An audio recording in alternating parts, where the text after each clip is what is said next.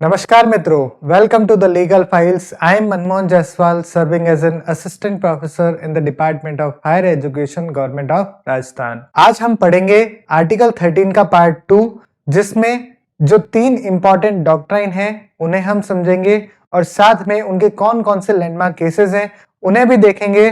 ध्यान रखना स्टूडेंट्स, इस वीडियो की स्लाइड में जो जो लाइन हम पढ़ रहे हैं, जो जो केस अमेंडमेंट हम पढ़ रहे हैं, वो सारा का सारा इंपॉर्टेंट है। आप इंडिया का कोई भी एग्जाम दो, चाहे जुडिशरी का दो या यूजीसी नेट का दो या असिस्टेंट प्रोफेसर का दो या कोई भी और एग्जाम दो जिसमें कॉन्स्टिट्यूशन आता है, आर्टिकल 13 आता है, तो मैं गारंटी आपको देता हूं कि इसी स्लाइड में से ही क्वेश्चन जाएगा, इसके बाहर क्वेश्चन नहीं बनेगा। तो आप अच्छे से देखना, उन सारे केसेस को, सारे डॉक्ट्राइन्स को अच्छे से समझना, तब जाकर प्रॉपर आर्टिकल 13 जो है आपको अच्छे से क्लियर होगा। अब 13 क्लॉज 1 के अंदर हमारे पास फेमस डॉक्ट्राइन है जिसे हम कहते हैं डॉक्ट्राइन ऑफ एक्लिप्स। तो डॉक्ट्राइन ऑफ एक्लिप्स का सिंपल मतलब है टू ओवरशैडो और हाइड समथिंग। का मतलब क्या है कि वो सारे प्री कॉन्स्टिट्यूशनल लॉ जो फंडामेंटल राइट के इनकंसिस्टेंट थे, तो वो सारे लॉ क्या हो जाएंगे, वो सारे डॉर्मेंट पोजीशन में हो जाएंगे, वो इक्लिप्स हो जाएंगे ओवर द फंडामेंटल राइट्स। वो कानून जो है ना वो इनएक्टिव हो जाएंगे। ठीक है। अब बाद में अगर कोई अमेंडमेंट फंडामेंटल राइट के अंदर किया जाता है या उस कानून के अंदर अमेंडमेंट किया जाता है जिससे कि इनकंसिस्टेंसी जो है उस कानून और फंडामेंटल राइट के बीच में, अगर वो इनकंसिस्टेंसी अगर खत्म हो जाती है तो वो लॉ जो है फिर से रिवाइव होता है, फिर से एक्टिव होता है। इसीलिए हमारे पास जो फ्रेज है ना, to the extent of such inconsistency, यही जन्म देती है हमारे एक्लिप्स को। इसीलिए कहा जाता है that law is not totally void, it's only ineffective to that extent. और यही हमें बताता है डॉक्ट्राइन ऑफ एक्लिप्स। अब डॉक्ट्राइन ऑफ एक्लिप्स के लिए हमारे पास सबसे बेस्ट केस है Bhikaji Narayan versus state of Madhya Pradesh. इस केस में CP and Berar motor vehicle act 1947, जो कि एक प्री कॉन्स्टिट्यूशनल लॉ है, इस लॉ के हिसाब से यह है कि स्टेट गवर्नमेंट जो है किसी भी ट्रांसपोर्ट बिजनेस को टेक ओवर कर सकती थी। अब 1950 के अंदर कॉन्स्टिट्यूशन आ गया और कॉन्स्टिट्यूशन के अंदर फंडामेंटल राइट मिला कि आप राइट टू ट्रेड कर सकते हो। अब एक साइड तो आपका अधिकार है कि आप ट्रेड करो और दूसरी साइड स्टेट गवर्नमेंट जो है आपके बिजनेस को टेक ओवर कर रही है। तो ये जो इनकंसिस्टेंसी है इसे रिमूव की सब्सिक्वेंट अमेंडमेंट जो हुआ फर्स्ट कॉन्स्टिट्यूशनल अमेंडमेंट 1951 के अंदर, और गवर्नमेंट को ऑथराइज कर दिया कि आप किसी भी बिजनेस को मोनोपोलाइज कर सकते हो। तो ये जो इनकंसिस्टेंसी है वो सब्सिक्वेंट अमेंडमेंट ने उस इनकंसिस्टेंसी को खत्म किया और जो ये प्री कॉन्स्टिट्यूशनल लॉ था, जो इनकंसिस्टेंट लॉ था, उसको फिर से रिवाइव कर दिया और फिर से उसको अप्लाई कर दिया। इसी को कहते हैं हम doctrine of eclipse. The Supreme Court held that the law was not dead, only eclipsed by Article 19(1)G। 19(1)G ने उसको एक्लिप्स कर दिया था 1947 वाले कानून को। और जैसे ही 19 क्लॉज 6 जो अमेंडमेंट आया 1951 के अंदर, उसने परमिट कर दिया स्टेट गवर्नमेंट को, और फिर ये जो एक्लिप्स है ये एक्लिप्स हट गया और फिर ये एक्ट ऑटोमेटिकली रिवाइव हो गया। यही होता है doctrine of eclipse. Next case है हमारे पास सागिर Ahmad versus state of Uttar Pradesh का, जिसमें सुप्रीम कोर्ट ने कहा कि ये जो डॉक्ट्राइन ऑफ एक्लिप्स है ये प्री कॉन्स्टिट्यूशनल लॉ पे ही अप्लाई होगा only, and not to the post constitutional law. अब उसके पीछे रीजन क्या दिया कि पोस्ट कॉन्स्टिट्यूशनल लॉ जो होंगे अगर पार्ट 3 से वो कॉन्ट्रावेन होंगे, वो तो वॉइड फ्रॉम द बिगिनिंग है। आप उसमें फिर से अमेंडमेंट करके उसको ऑटोमेटिकली रिवाइव नहीं कर सकते, क्योंकि वो तो शुरू से ही वॉइड माना जा रहा है। अब सुप्रीम कोर्ट ने प्री कॉन्स्टिट्यूशनल लॉ और पोस्ट कॉन्स्टिट्यूशनल लॉ, जो 13 क्लॉज 1 है pre constitutional law and 13 clause 2 जो है पोस्ट कॉन्स्टिट्यूशनल लॉ की बात करता है, दोनों के अंदर डिफरेंस बताया और ये कहा कि जो ये प्री कॉन्स्टिट्यूशनल लॉ है इस पे एक्लिप्स अप्लाई होता है, और ये जो इनकंसिस्टेंसी है बाद में कोई फ्यूचर में अमेंडमेंट करके उस इनकंसिस्टेंसी को खत्म करके उस कानून को फिर से रिवाइव कर सकते हैं। बट पोस्ट कॉन्स्टिट्यूशनल लॉ अगर पार्ट 3 से कॉन्ट्रावेन होता है तो वो तो वॉइड फ्रॉम द बिगिनिंग है, उसमें तो आप फिर से कोई अमेंडमेंट करके उसको रिवाइव नहीं कर सकते। और यही बात जो है सुप्रीम कोर्ट ने Deepchand versus state of UP और Mahendra Lal Jain versus state of UP के अंदर भी सेम बात दोहराई। Now the next case is state of Gujarat versus Ambika mills. इस केस में सुप्रीम कोर्ट ने अपने जो रीजनिंग थी, जो दीपचंद, महेंद्र लाल और सागिर अहमद के केस में जो रीजनिंग दी थी उसे मॉडिफाई किया और सुप्रीम कोर्ट ने कहा कि post constitutional law which are inconsistent with the fundamental rights are not void ab initio, are not void from the beginning in all cases and for all purpose। क्योंकि doctrine of nullity जो है वो कोई universal law नहीं है, इसकी कोई universal applicability नहीं है, उसके कुछ एक्सेप्शन हो सकते हैं। इसलिए सुप्रीम कोर्ट ने यह रास्ता निकाला कि if the post constitutional law takes away right conferred by article 19, अगर कोई पोस्ट कॉन्स्टिट्यूशनल लॉ है और आर्टिकल 19 ने जो आपको अधिकार दिए हैं उससे अगर इनकंसिस्टेंट होते हैं तो वो कानून वॉइड माना जाएगा only with respect to citizen. क्यों? क्योंकि आर्टिकल 19 सिर्फ सिटीजन को अधिकार देता है, जैसे राइट टू ट्रेड करने का, ठीक है। वो जो कानून है वो वैलिड माना जाएगा in respect to non citizen, that is company, क्योंकि ऐसा माना जाता है कि such law are not void ab initio for all purposes. सारे पर्पस के लिए वो कानून वॉइड एब इनिशियो नहीं माना जाएगा। जहां इनकंसिस्टेंसी है, आर्टिकल 19 सिर्फ सिटीजन को अधिकार दे रहा है, तो वो जो इनकंसिस्टेंसी है वहां पर वो कानून अप्लाई नहीं होगा। That post constitutional law will apply in respect to non citizen, क्योंकि वहां पर उस कानून की आर्टिकल 19 से कोई इनकंसिस्टेंसी नहीं है। इसलिए सुप्रीम कोर्ट ने कहा कि जो डॉक्ट्राइन ऑफ एक्लिप्स है ये पोस्ट कॉन्स्टिट्यूशनल लॉ पे भी अप्लाई होगा। अब इससे पहले हमने सागिर अहमद वाला केस पढ़ा, उसमें कहा कि प्री कॉन्स्टिट्यूशनल लॉ पे ही डॉक्ट्राइन ऑफ एक्लिप्स अप्लाई होता है, बट यहां पर रीजनिंग को मॉडिफाई किया सुप्रीम कोर्ट ने state of Gujarat versus Ambika mills में, और सुप्रीम कोर्ट ने क्लियर किया कि सिर्फ प्री कॉन्स्टिट्यूशनल लॉ पे ही नहीं, पोस्ट कॉन्स्टिट्यूशनल लॉ पे भी डॉक्ट्राइन ऑफ एक्लिप्स अप्लाई होता है। और नेक्स्ट केस है इन दुलारे लोध वर्सेस थर्ड एडिशनल डिस्ट्रिक्ट जज कानपुर के केस में सुप्रीम कोर्ट ने ये कहा कि जो डॉक्ट्राइन ऑफ एक्लिप्स है ये पोस्ट कॉन्स्टिट्यूशनल लॉ पे भी अप्लाई होगा even against the citizens also. Now the next doctrine is doctrine of severability या सेपरेबिलिटी। इसका मतलब सिंपल सा ये है कि अगर कोई कानून कॉन्स्टिट्यूशन के प्रोविजन को उल्लंघन करेगा तो वो कानून जो है वो वॉइड माना जाएगा।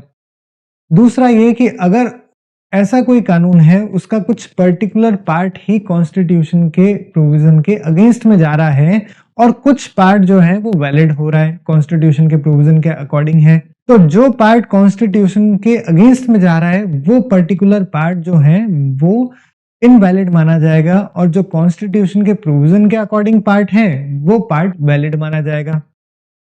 जैसे कि फॉर एग्जांपल किसी एक्ट के अंदर 10 सेक्शन है और 5 सेक्शन कॉन्स्टिट्यूशन के अगेंस्ट में जा रहे हैं और 5 सेक्शन जो है कॉन्स्टिट्यूशन के फेवर में जा रहे हैं। फेवर और अगेंस्ट का मतलब ये है कि कॉन्स्टिट्यूशन के प्रोविजन के फेवर और अगेंस्ट में।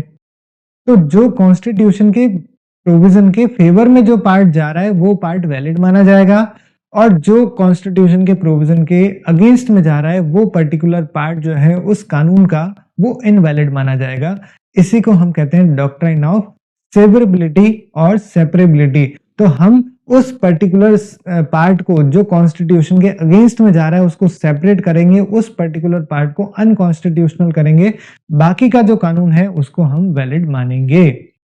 अब इसका एक छोटा सा एक्सेप्शन ये भी है कि अगर मान लो कि जो वैलिड पोर्शन है वो इतना मिक्स्ड है इनवैलिड पोर्शन से कि अगर हम दोनों को अलग अलग सेपरेट करते हैं तो इनवैलिड पार्ट को तो हमने सेपरेट किया और उसको अनकॉन्स्टिट्यूशनल कर दिया। अब वो इनवैलिड पार्ट इतना उससे मिक्सअप था कि जो वैलिड पार्ट बचा है उसकी फिर कोई वैल्यू नहीं बच रही, उसका कोई मीनिंग नहीं निकल पा रहा है, वो मीनिंगलेस हो रखा है। तो ऐसे में वो दोनों के दोनों पार्ट को या पूरे के पूरे एक्ट को हम अनकॉन्स्टिट्यूशनल डिक्लेयर करेंगे। अब इस डॉक्ट्राइन का हमारे पास सबसे पहले लैंडमार्क केस आता है AK गोपालन वर्सेस स्टेट ऑफ मद्रास 1950। इस केस में क्या हुआ कि AK गोपालन को रिटेन किया under the preventive detention act 1950 के अंदर, और इन्होंने आर्टिकल 32 के अंदर रिट फाइल की कि ये जो पर्टिकुलर कानून है वो इनके आर्टिकल 19, 21 और 22 को वायलेट कर रहा है और इनकी जो डिटेंशन है इसे अनकॉन्स्टिट्यूशनल डिक्लेयर किया जाए।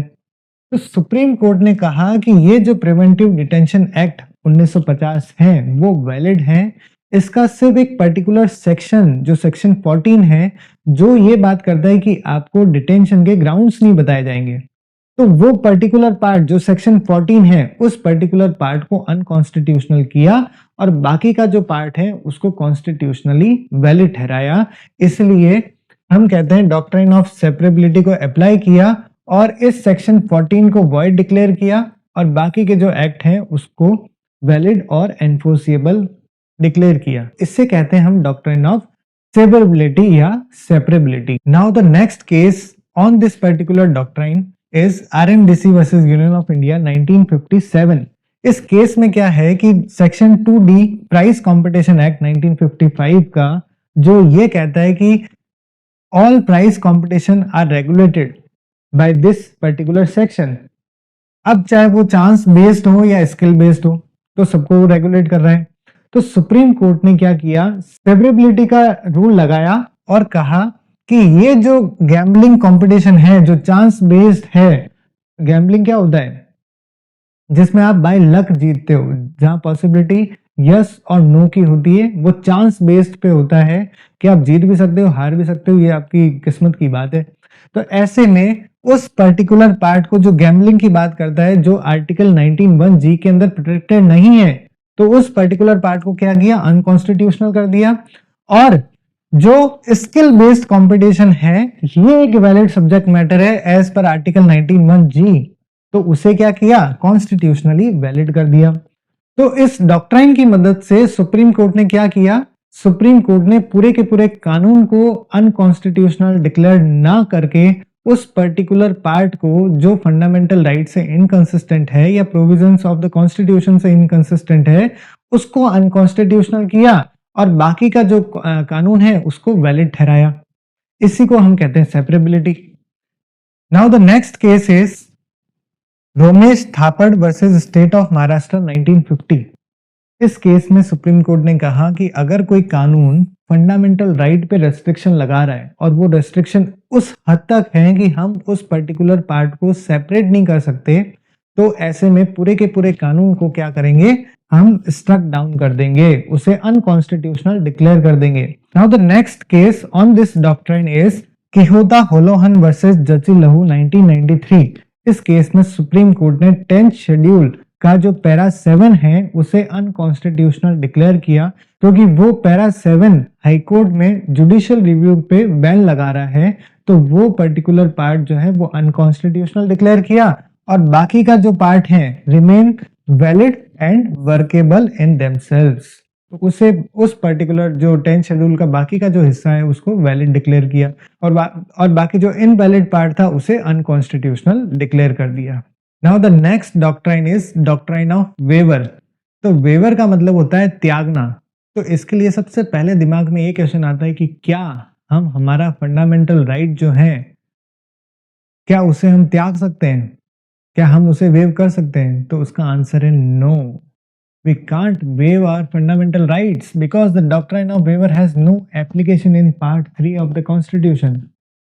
इसी को जस्टिफाई करता है एक landmark case Behram versus state of Bombay का, जिसमें सुप्रीम कोर्ट ने क्लियर किया कि accused person cannot waive his fundamental rights and get convicted. This option is not available to him. The fundamental rights not only for the individual but for the public or constitutional order also. So the fundamental right cannot be surrendered, given up or waived by any individual। Next case आता है बशेश्वर नाथ versus income tax 1959 और मुतिया versus IT commissioner 1956। इसमें supreme court ने क्या कहा कि जो ये राइट है कॉन्स्टिट्यूशन के अंदर, ये सिर्फ हमारे पर्सनल इंटरेस्ट के लिए नहीं है, ये पूरी सोसाइटी के हित के लिए है। तो ऐसे में हमारे इंडिया की जो मेजोरिटी पब्लिक है वो पुअर है, अनएजुकेटेड है, वो लैक ऑफ पॉलिटिकल कंसाइंस है, वो अपने अधिकारों के बारे में नहीं जानती। ऐसे में कोर्ट की हाईएस्ट ड्यूटी बन जाती है कि वो सिटीजन के फंडामेंटल राइट को प्रोटेक्ट करे। इसलिए सुप्रीम कोर्ट ने साफ साफ कहा कि आप ये जो डॉक्ट्राइन ऑफ वेवर की बात है इस इंडियन कॉन्स्टिट्यूशन में अप्लाई नहीं कर सकते। ये doctrine of waiver American constitution में चलता होगा, यहाँ पर उसकी एप्लीकेबिलिटी नहीं होगी। Now it is the most debatable question कि क्या पर्सनल लॉ को आप आर्टिकल 13 का पार्ट मानेंगे या नहीं, क्योंकि वहां पर लॉ का मतलब बता रखा है कि act, ordinance, regulation, bye laws, rules, order, custom और usage having the force of law, उसे तो हम लॉ मानेंगे। तो क्या पर्सनल लॉ को भी आप आर्टिकल 13 के अंदर कवर करेंगे?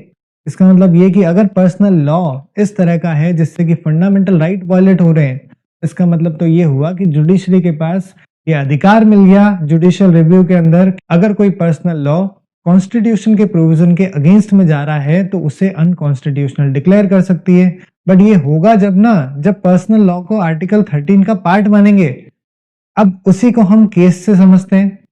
सबसे पहला केस जो आया स्टेट ऑफ बॉम्बे वर्सेस नारासू अप्पा मली 1951 का केस। हालांकि ये केस जो है वो बॉम्बे हाईकोर्ट ने डिसाइड किया था और स्टिल इसे सुप्रीम कोर्ट ने ओवररूल्ड नहीं किया। इस केस में क्या डिसाइड किया बॉम्बे हाईकोर्ट ने कि personal laws are not law within the meaning of article 13। Article 13 speaks of law in force, custom और usage having the force of law, but personal law according to Narasu are not custom और usage not laws enacted by the state. तो इस case में ये clear कर दिया कि personal laws को इस आर्टिकल 13 के अंदर जो लॉ शब्द लिखा है उसके अंदर जगह नहीं मिलती है। दूसरा, personal law originate from the religion and not made by the legislature itself, therefore they fall outside the article 13. As a result, personal law cannot be struck down for violating the fundamental rights. So personal laws are not subject to judicial review under article 13. अब आप सोच के देखो कि एक side हमारा fundamental right जो हमें कितने सारे अधिकार देता है और एक साइड पर्सनल लॉ। अगर पर्सनल लॉ के अंदर ऐसी कोई इनकंसिस्टेंसी हुई जो हमारे फंडामेंटल राइट के अगेंस्ट में जा रही है तो उसे जुडिशरी जो है अनकॉन्स्टिट्यूशनल डिक्लेयर नहीं कर सकती इस केस के हिसाब से। हालांकि इसके बाद जितने भी केसेस आए हैं उसमें सुप्रीम कोर्ट ने पर्सनल लॉ को इंक्लूड करने की कोशिश की है। हालांकि इस केस को ओवररूल्ड नहीं किया अभी तक, लेकिन इंक्लूड करने की कोशिश करिए। वो देखते हैं कौन कौन से केसेस से क्या क्या करने की कोशिश की है। सबसे पहला आता है Masilamani Mudaliar versus idol of Shri Swaminatha Swami temple 1996। इस केस में क्या हुआ कि personal laws can not violate fundamental rights which implies they are subject to constitutional scrutiny. तो जो पर्सनल लॉ होंगे वो कॉन्स्टिट्यूशन के स्क्रूटनी के अंदर रहेंगे, उसके अधीन रहेंगे। Now the next case is John Vallamattom versus union of India 2003। इस केस में सुप्रीम कोर्ट ने सेक्शन 118 इंडियन सक्सेशन एक्ट का उसे अनकॉन्स्टिट्यूशनल डिक्लेयर किया कि वो एक डिस्क्रिमिनेटरी सेक्शन है जो कि आर्टिकल 14 का वायलेशन करता है। ऐसा क्या कि उस पर्टिकुलर सेक्शन में क्रिश्चियन कम्युनिटी जो है उस पर एक रेस्ट्रिक्शन लगा रखी है और बाकी जो कम्युनिटी है उस पर ऐसी कोई रेस्ट्रिक्शन नहीं है। तो ये आर्टिकल 14 के हिसाब से इसे अनकॉन्स्टिट्यूशनल डिक्लेयर किया। बट ध्यान रहे ये एक पर्टिकुलर स्टैट्यूट के अंदर बात की है, उसे अनकॉन्स्टिट्यूशनल डिक्लेयर किया है। Now the next case is Shayara Bano versus union of India, जिसे हम ट्रिपल तलाक केस भी कहते हैं। इस केस में सुप्रीम कोर्ट ने जो ट्रिपल तलाक की प्रैक्टिस है उसे अनकॉन्स्टिट्यूशनल डिक्लेयर किया क्योंकि ये प्रैक्टिस आर्बिट्रेरी है और आर्टिकल 14 का वायलेशन करती है। अब इंपॉर्टेंट बात यह है कि ये जो ट्रिपल तलाक है इसे परमिट कौन कर रहा है? इसे परमिट करता था मुस्लिम पर्सनल लॉ एप्लीकेशन एक्ट 1937, जिसे हम शरीयत एक्ट 1937 भी कहते हैं। और ये एक्ट स्टिल इन फोर्स, तो वो सारे कानून जो अभी भी फोर्स में हैं और उसमें अगर फंडामेंटल राइट से इनकंसिस्टेंसी है किसी भी प्रोविजन में, तो उस पर्टिकुलर पार्ट को अनकॉन्स्टिट्यूशनल किया जाएगा। So the personal law derive from a statute, अगर कोई ऐसा लॉ है जो स्टैट्यूट से डिराइव हो रहा है तो उसे हम आर्टिकल 13 के सब्जेक्ट टू रखेंगे। इसका मतलब उसका जुडिशियल रिव्यू हो सकता है और उसे अनकॉन्स्टिट्यूशनल डिक्लेयर कर सकते हैं अगर वो फंडामेंटल राइट से इनकंसिस्टेंट होता है तो। Now the next case is Indian young lawyer association versus state of Kerala, जिसे हम सबरीमाला टेम्पल केस भी कहते हैं। अब इसमें जो जज साहब थे डीवाई चंद्रचूड़, इन्होंने स्ट्रांगली डिसएग्री किया जो नारासु मल्ली के केस में जो डिसाइड किया था। इन्होंने ये कहा कि personal law must be tested on the touch stone of article 13। Article 13 के अकॉर्डिंग पर्सनल लॉ को भी इस जो कॉन्स्टिट्यूशनल स्क्रूटनी में रखा जाना चाहिए, उसे भी चैलेंज किया जाना चाहिए अगर वो फंडामेंटल राइट से इनकंसिस्टेंट है तो।